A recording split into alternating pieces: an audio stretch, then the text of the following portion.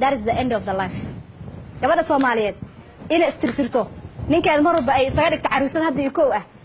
waa isku dhamaata habeenka la aroosa ugu dambaysa todobada ay ka baxdo xal idin ka rabaa marka waxyaabaha dadka qalbigooda soo jiita indhaha dadka maxaa soo jiita quruxda ninkaaga hada u hadiyaysid quruxdaada uma leen ma inuu meel kale ka fiirinayo soo qurxin ninkaaga nadaafadu waa qayb kamid ah nolosha النظافة نصف الإيمان نظافة maxay kamid tahay iimaanka barkiisa lagu dhahay fiiri nadaafada marka iimaanka barkiisa kamid noqoto guurkaagi wuxuu kaamilay diintaadi maxaa u guursatay marka hadaad isku qurxineen asaga waxa isku qurxinaa oo kaliya maalmihii xaflada ay jiraan aroos baa jira asalkaas fadhiya inta la soo martid baala barbaas wuxuu ku leeyahay xataa way barteen nimanka Soomaaliyeed maalku ku arkado qurux badan wuxuu ku leeyahay maanta maxaa jira ma martaqaad baa jira sama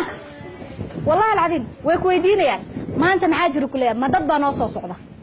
that means أصلا بريارتك ما هذا سين بس كم هذا قرحين بريارتك وحاسيسي وما ديك الله بنانك هذا بيا وقفك على نوشة هذه ما سأقتها إني جيران قد بدن أما ضمر بدن أو جانس هو أي إني جوسدان أما إله ما متلقلين أما شقية وقت بيكون مثل وقت جدي أما فاهم البروبلم بيجرت مجوسان كرتو أما ويحنو سنتاي ما إله بقدرين عادي مركو إله جفت كوسي إلى جوستين أو إله كو قري إلى جوستين أو علف كاج وكو إمادي ما حكوا دي علف كاج قلبي دي سينا الدكتور أو أسوجي دتين ما حق سلام الدقة سأل يعني قف أو وحده هيسن نين كاج مرور بس خو قرحي نين كمركو إمادي ما حسمينا فإكزام رقم ما صام على ده وحكم ده dad baa ku iimaanayo mar walba qolka ninkaaga ha ka duwanaada qolalka kale billahi alaykum see uga duwanaanaya anagu waxaan sameeynaa familkii oo kale waa weyn Soma war xataa joodar yar meel haduu ka leeyahay oo aan la seexan karin yani nolosh moogta waxa laga bilaabo mar walba meesha u hooseysa ha ka bilaabin dabaqyo hadaan deganahay meesha u hooseysa hadii dhacna gurigaas dad isgeey aysan joogin oo meel la kala seexdo la waayo oo asagii adiga halka joodar idin yaala joodarigiisas iyo go'iisas iyo barkintiisas ha ka duwanaado joodariga dad kale isticmaalaan qolkiisa markaad priority ninkaaga siisid gogoshiisa markaad siisid priority muhiimada markaa gogoshiisa aad taagtid ninkaaga meel uu ku nasto hadhow markuu yimaado qalbigiisa dhan waa degaya daalka iyo dhibka uu soo marayna uu ilmaamaya laakiin markuu noo yimaado sariirtii oo gabar kastoo asxaabtayda markay ita ama reerkayga gabdhihii ila joogay maanta dhan ku kor fadhiyeen oo anigu aan maanta dhan marna geeska uga baxay oo cunugi maanta dhan halka ka orday oo basaasada caanaha xagga geeska ay ka taala sariirta what kind of life is that nolosha ninkaaga uu yani marka helaya maxay tahay ma hilmaamaya daalka iyo dhibka uu soo maray ma hilmaamayo meesha intay uga laba ziyaado wuxuu leeyahay wallahi meesha nolol ima taalo wuna iska tagay laakiin maxaa laga rabaa inaad priority siisid muhiimada nadaafada gurigaaga adigi gogoshiisi awlaadi waa in guriga markuu ninka soo galo ku farxa nolosha aad ku sugantihiin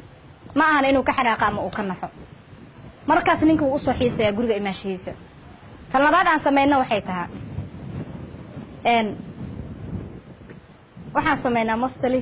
gabdhaha Soomaaliyeed iyo ragga Soomaaliyeedba dabeecadaha kale aan leenahay waxay tahay waan idin sheegay waxa isku guursanaa baa idin dhahay inaa awlaad kaliya iska helno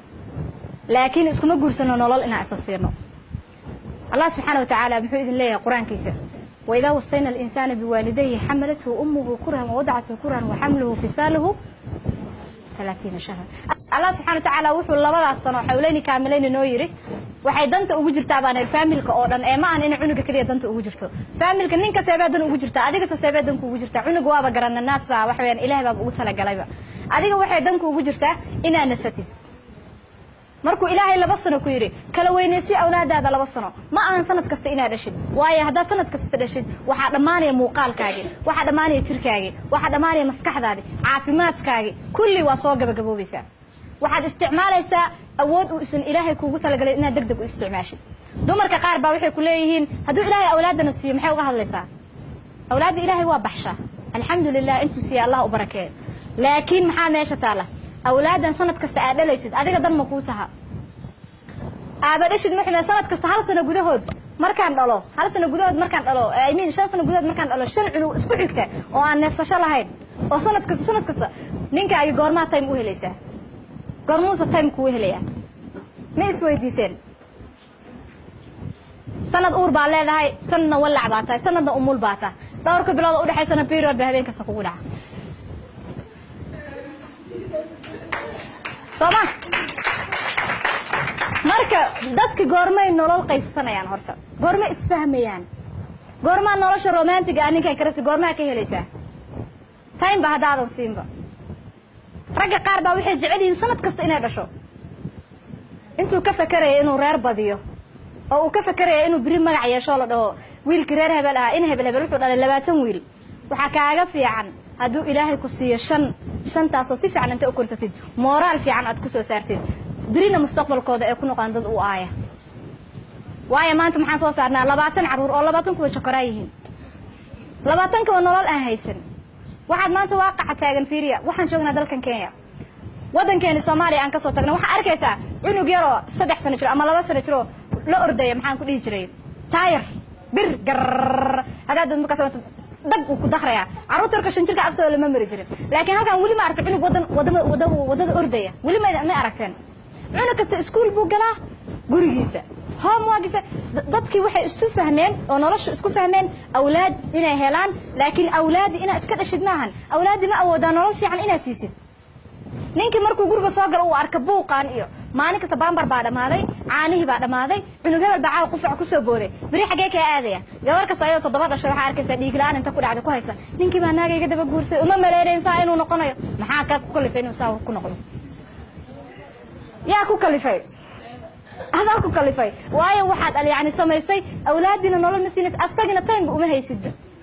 wuu ardaya qolka kugu dhagan xataa meel fog ma aadayo guriga kugu dhagan gabadha yartoo joogto qolka kaliya u xiray buuq la'aanta ah baa lagaaga aadaya laakiin gabadha buuqa badnayd oo 5 sano ah u dhalayso sanad kasta la dhaayna cunuga 2 bilood markuu gaaro ka shar naaska maxaa maanta lagu rabaa marka buuqa ugu batay maxaas adiga isu rabay weeyda markaas waxaan bilaabanaa hooyo kasta inay tiraado wallahi billahi ninka aan islaam meel yani biribu meel ka la soo baxay meelna igala muu soo bixino sideeda aan oo dhalay halka ka dhaqaaqa abood alxamdulillah ilaahay awlaad waa baxsha laakiin ilaahay awlaad sida Soomaalida ay yani qaladka fikradda ay ka aamineen ma aha sida ilaahay uu tala galay ilaahay awlaad wuxuu ay kala weynaysi nolol si farxad si adii asagna nolol isku helay farxad waxaan kula talinayaa mar walba xawlayni kaamileen inaa ka dhabaysaan dumarka qaar baa waxay ku leeyihiin oo anigu naaskayga caano ma lahan 40 ku iiga go'a say cunuga xawlayni kaamileen inuu jaa 2 sano kaamila adeeg ugu xiran tahay hadaa tahay hooyo mar walba jirkeeda iyo cuntadeeda ka fakaraysa tahay cunaysa cunno quality leh wuu helaya cunugaaga markaas caano ku filan